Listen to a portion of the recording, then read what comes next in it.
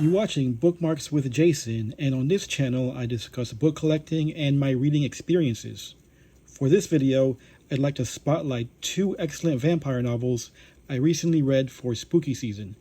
These will just be my reactions, so I won't be going into too many plot details, nor give any spoilers.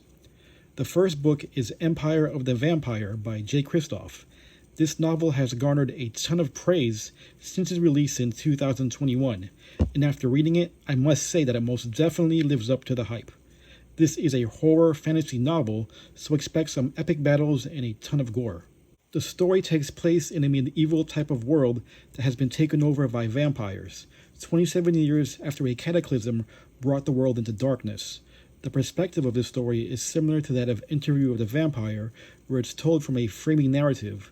Our main protagonist is a man named Gabriel de Leon, who is a member of an order of vampire hunting knights called the Silver Saints.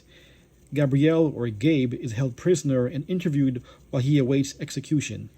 From his narrative, we jump back and forth between different timelines of his life that lead up to him being captured. I'm usually not a big fan of this type of storytelling, since it often leads to spoilers as to who lives and dies. Fortunately, this works very well with how this story was structured. It's like looking at an incomplete puzzle while gathering the missing pieces as the story progresses. Kristoff's prose is written in a style that's both flowery and gothic, but also manages to be accessible while painting a vivid picture in your mind. To me, Empire the Vampire felt like a combination of The Witcher, Castlevania, and Salem's Lot with a little bit of Dragonlance for the fantasy elements.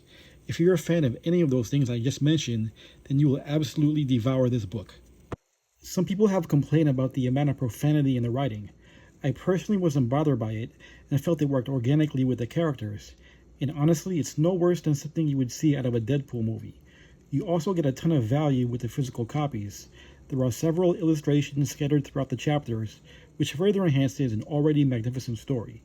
I previously did an unboxing of the second book, Empire of the Dam, which showcases the level of quality in the printed editions. The next book I'll be putting a spotlight on is Fevre by George R.R. Martin. Now, this is my first experience reading anything by George. I have yet to read his Song in Ice and Fire series since I don't want to be left hanging the rest of my life.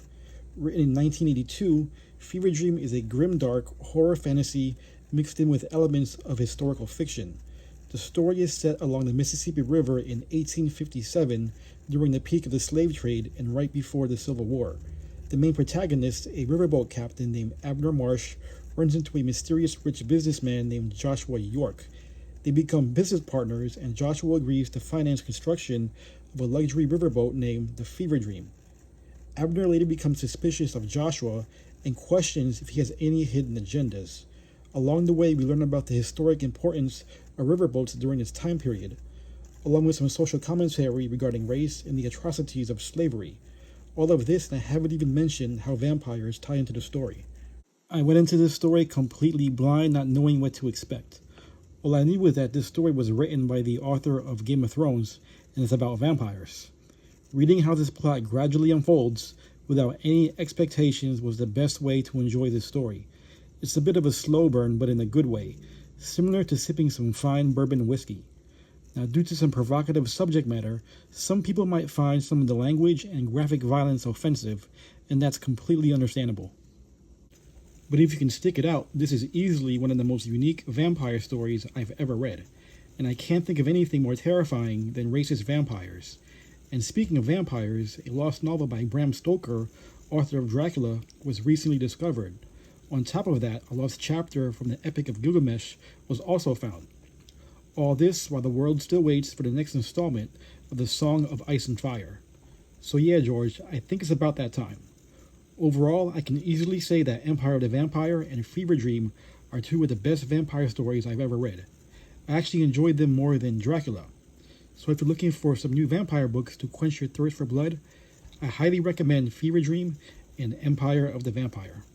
And that's all I have for today. If you enjoyed this content, please hit that like and subscribe, and I will catch you guys on the next page.